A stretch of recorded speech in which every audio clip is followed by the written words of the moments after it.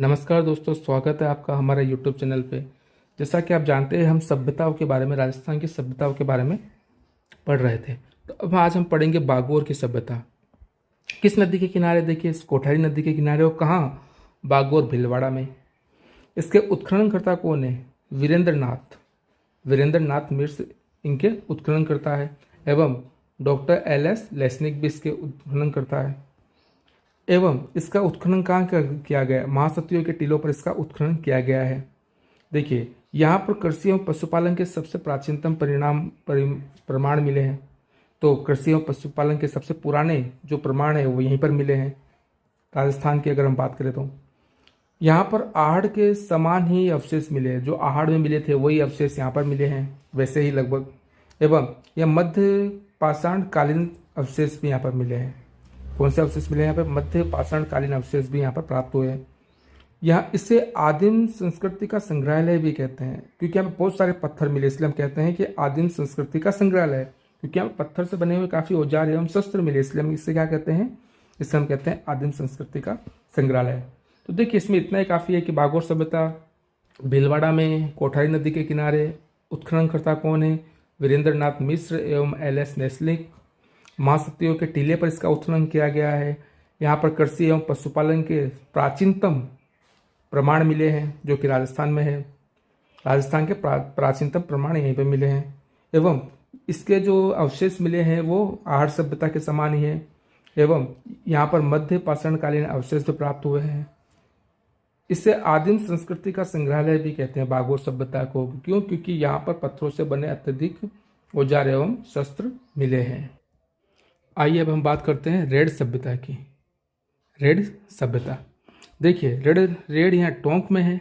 कहाँ पर है? टोंक में है। और ढील नदी के किनारे। किस नदी के किनारे? ढील नदी के किनारे।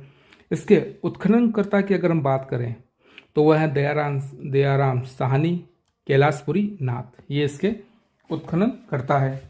एवं यहाँ पर मालव गणराज्य के सिक्के प्राप्त हुए हैं। मालव गणराज्य के सिक्के प्राप्त हुए हैं।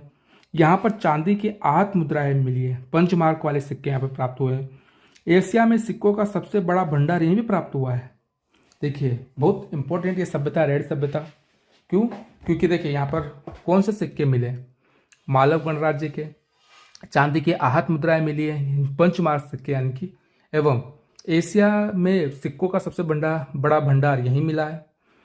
भारत में एक ही स्थान पर सर्वाधिक चांदी की 8 सिक्के यहीं पर प्राप्त हुए हैं। यानी कि इससे पहले यानी और इसके अलावा कहीं पर भी चांदी के एक साथ सिक्के कहीं पर भी प्राप्त नहीं हुए हैं। और लगभग कितने सिक्के मिले हैं हमें? 3000 से अधिक सिक्के मिले हैं। इसे प्राचीन भारत का टाटा नगर भी कहते हैं। इसे प्राचीन भारत का टाटा नगर भी कहते हैं। यहाँ पर कुछ खंडित सिक्के मिले हैं जिस पर यूनानी शासक अपोलो डॉट्स के अवशेष हैं। अपोलो डॉट्स के अवशेष हैं। यहाँ पर कुछ ऐसे खंडित सिक्के भी मिले हैं। तो ये थी हमारी रेड सभ्यता। आइए अब रंगमहल सभ्यता की। तो रंगमहल सभ्यता कहाँ पर है? हनुमानगढ़ में है। कहाँ पर है? हनुमानगढ़ में, घग्गर नदी के किनारे रंगमहल सभ्यता है। यह योद्धेय गणराज्य की राजधानी रही है। यह रंगमहल योद्धेय गणराज्य की राजधानी रही है। इसके उत्खननकर्ता की अगर हम बात करें तो डॉक्टर हन्नारेड है। एवं इसकी अगर हम बात करें, देखिए यहाँ पर क्या क्या मिला है। और तो यहाँ पर सेंधव सभ्यता के, कुषाणकालीन सभ्यता के, पूर्व गुप्तकालीन सभ्यता के, इन सब के अवशेष मिले हैं। तो किस किस के? सेंधव सभ्यता के, कुषाण के समय के मिले हैं, पूर्व गुप्तकालीन सभ्यता के मिले। यहाँ पर इन सब के अवशेष मिले। यहाँ पर वासुदेव के सिक्के मिले, पंचमार्क सिक्के मिले, एवं कनिष्क प्रथम एवं कनिष्क द्वितीय के सिक्के भी यहाँ पर प्राप्त हुए हैं। तो यह थी रंगमहल सभ्यता, जो कि हनुमानगढ़ में घग्गर नदी के किनारे है, जो कि योद्धेय गणराज्य की राजधानी रहा है। अब हमारी नई जो सभ्यता है वो है पीलीबंगा सभ्यता। पीलीबंगा सभ्यता ये भी हनुमानगढ़ में मिली है, घग्गर नदी के किनारे। यहाँ पर सिंधु घाटी सभ्यता के अवशेष मिले हैं और विशेष प्रकार का एक घड़ा मिला है। एवं यहाँ पर पीपल के वृक्ष के प्रमाण भी मिले हैं। बाबा रामदेव जी का यहाँ पर मंदिर है। यहाँ पर बस इतना ही काफ़ी है दोस्तों इसमें। अब हम आगे पढ़ते हैं हमारी जो एक नई सभ्यता है जिसका नाम है सुनारी की सभ्यता। सुनारी सभ्यता कहाँ पर मिली है? हमें झुंझुनू में मिली है। एवं इसका उत्खनन कब किया गया? 1980 और 81 में राजस्थान के पुरातत्व विभाग के द्वारा इसका उत्खनन किया गया है। यहाँ पर शंगु एवं कुषाणकालीन अवशेष प्राप्त हुए हैं। शंगु एवं कुषाणकालीन सभ्यता यहाँ पर प्राप्त हुए हैं। देखिए, भारत में भट्टियों के प्राचीनतम अवशेष यहीं से प्राप्त हुए हैं। भारत में प्राचीनतम भट्टियों के अवशेष यहीं से प्राप्त हुए हैं। यहाँ पर लौह भट्टी भी यहीं से प्राप्त हुई है। सबसे प्राचीनतम लौह भट्टी यहीं से प्राप्त हुई है। यहाँ पर लोहे से बने तीर, भाले एवं कटोरे मिले हैं। तो देखिए, अगर तांबे की भट्टी की बात करें तो आहट सभ्यता, और अगर लौह भट्टी की बात करें तो सुनारी सभ्यता, यह हमें ध्यान रखना है।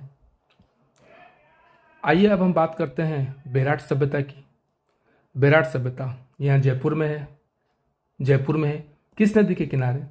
बाणगंगा नदी के किनारे। इसका प्राचीन नाम विराटनगर था। इसका प्राचीन नाम विराटनगर था। यह मत्स्य जनपद की राजधानी थी। मत्स्य जनपद की राजधानी थी और इसका उल्लेख महाभारत में भी किया गया है। किसका? बेराट का, विराटनगर का। इसके उत्खननकर्ता की अगर हम बात करें तो 1936-37 में सर्वप्रथम दयाराम साहनी के द्वारा इसका उत्खनन किया गया। इसके अलावा जो अगर हम बात करें कैलाश दीक्षित एवं नील रत्न बनर्जी द्वारा भी इसका उत्खनन किया गया है। देखिए, यहाँ पर बीजक की पहाड़ियों से, यहाँ पर 3 पहाड़ियाँ हैं बेराट में, जिसमें एक है बीजक की पहाड़ी। बीजक की पहाड़ी से बाबरू शिलालेख खोजा गया। बाबरू शिलालेख खोजा गया है जो कि अशोक के काल का है, जिसके बारे में हम शिलालेखों में, अभिलेखों में पढ़ चुके हैं। ये अशोक के काल का शिलालेख है। और देखिए, यहाँ पर जो जयपुर के राजा राम सिंह थे, जयपुर के राजा राम सिंह को यहाँ पर खुदाई करने पर एक स्वर्ण मंजूषा यानी कि स्वर्ण का कलश मिला था, जिसमें भगवान बुद्ध की अस्थियों के अवशेष थे। जिसमें भगवान बुद्ध की अस्थियों के अवशेष थे। तो यह जयपुर के राजा राम सिंह को मिले थे।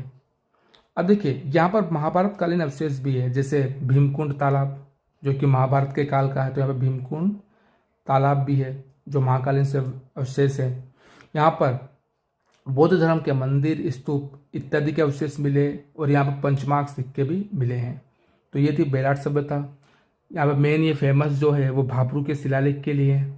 एक तो यहाँ ध्यान रखना, भाबरू का शिलालेख मिला है यहाँ पर। यहाँ पर भगवान बुद्ध के अस्थियों के अवशेष मिले हैं। महाभारत कालीन अवशेष, भीमकुंड का तालाब यहाँ मिला है और यहाँ पर बौद्ध धर्म स्तूप, इन सबके अवशेष भी मिले हैं और यहाँ पर पंचमार्क सिक्के भी मिले हैं।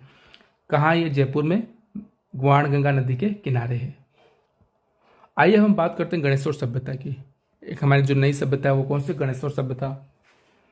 यह नीम का थाना सिक्कर से प्राप्त हुई है। नीम का थाना सिक्कर में मिली है और कांतली नदी के किनारे। किस नदी के किनारे? कांतली नदी के किनारे है। यह ताम्रकालीन सभ्यताओं की जननी कहलाती है क्योंकि तांबे के सर्वाधिक उपकरण यहीं पर मिले हैं। तो यह ताम्रकालीन सभ्यताओं की जननी कहलाती है। देखिए, इसको ताम्र संचयी सभ्यता भी कहते हैं। यहाँ पर ताम्रकालीन सभ्यताओं के सबसे प्राचीनतम अवशेष यहीं से प्राप्त हुए हैं। देखिए, यहाँ पर तांबे के कौन कौन से उपकरण मिले हैं? चूड़ियाँ मिली है, सुइयाँ मिली है, बाण मिले हैं, मछली पकड़ने का कांटा। देखिए, मछली पकड़ने का कांटा सिर्फ यहीं से मिला है। एवं ये तांबे में किसी भी अन्य धातु को मिश्रित नहीं करते थे। यह तांबे में किसी भी अन्य धातु को मिश्रित नहीं करते थे। इसका अर्थ यह हुआ कि यह अन्य धातुओं से अपरिचित थे, यानी कि किसी भी अन्य धातु को तांबे में मिलाने से अपरिचित थे। यहाँ के जो मकान है वो पत्थरों से निर्मित थे। देखो, ये भी एक इम्पोर्टेंट पॉइंट है। फर्स्ट पॉइंट तो ये इम्पोर्टेंट है इसमें कि यहाँ पर यह मकान, यहाँ पर कि हमें ध्यान रखना है कि ये यहाँ पर जो मकान थे वो किससे निर्मित थे? पत्थरों से निर्मित थे। एवं सेकंड, हमें ये ताम्र सभ्यताओं की जननी कहलाती है। एवं यहाँ पर मछली पकड़ने का कांटा भी मिला है। ये बहुत इंपॉर्टेंट फैक्ट है, वो हमें याद रखने हैं। अब एक नई सभ्यता की बात करते हैं, कुराड़ा की सभ्यता। एक नई सभ्यता जो है कुराड़ा की सभ्यता। अब इस सभ्यताओं में अगर हम बात करें कुराड़ा की सभ्यताओं में, तो ये कहाँ मिली? नागौर में मिली है। कहाँ मिली? नागौर में। एवं इसकी जो खोज की गई थी 1934 में। यहाँ पर देखो 103, लगभग 103 ताम्र पत्रों की प्राप्ति हुई है जो कि स्वतंत्रता से पूर्व यहीं से मिले हैं। इसके अलावा कहीं और से मिले नहीं थे। स्वतंत्रता के बाद तो और भी खुदाई गई और कहीं और से भी ताम्र पत्थर मिले, लेकिन स्वतंत्रता से पूर्व मात्र यहीं पर मिले थे। 103 ताम्र पत्रों की प्राप्ति हुई है। कुराड़ा सभ्यता कहाँ है? ये नागौर में है। तो अब देखिए इसके अलावा भी कुछ और भी सभ्यताएं हैं जिनके हम स्थान वगैरह भी याद कर लेंगे तो बहुत है, काफ़ी है। देखिए और कौन सी सभ्यता है? जोधपुरा सभ्यता जोधपुर जयपुर में है। नोह सभ्यता भरतपुर में है। तिलवाड़ा सभ्यता बाड़मेर में है। नगर सभ्यता टोंक में, देखिए वो नगरी सभ्यता थी जो चित्तौड़गढ़ में थी, है नगर सभ्यता। एलाना सभ्यता जालोर में है। मल्लाह भरतपुर में है। कणसवा कोटा में है। नेनस बूंदी में है। डाडाधोरा बीकानेर में है। दर सभ्यता भरतपुर में है। इसवाल की सभ्यता उदयपुर में है। लाछुरा भीलवाड़ा में है। जूनाखेड़ा पाली में है। ओलाकुंडा जैसलमेर में एवं गिलुंड राजसमंद में है। इस प्रकार से ये हमारी कुछ महत्वपूर्ण सभ्यताएं थी। इनमें से देखिए जो सभ्यता पढ़ाई गई है उनमें जो लिखा हुआ वो काफ़ी इनफ है, तो आप इनको पढ़ेंगे तो निश्चित रूप से ये आपको इसमें काफ़ी हेल्प मिलेगी। और उम्मीद है कि आपको हमारा ये चैनल पसंद आ रहा है। अगर आपके कोई भी सुझाव है तो हमें कमेंट कीजिए और हमारे चैनल को सब्सक्राइब कीजिए एवं अपने दोस्तों में इसको शेयर कीजिए। Thank you very much.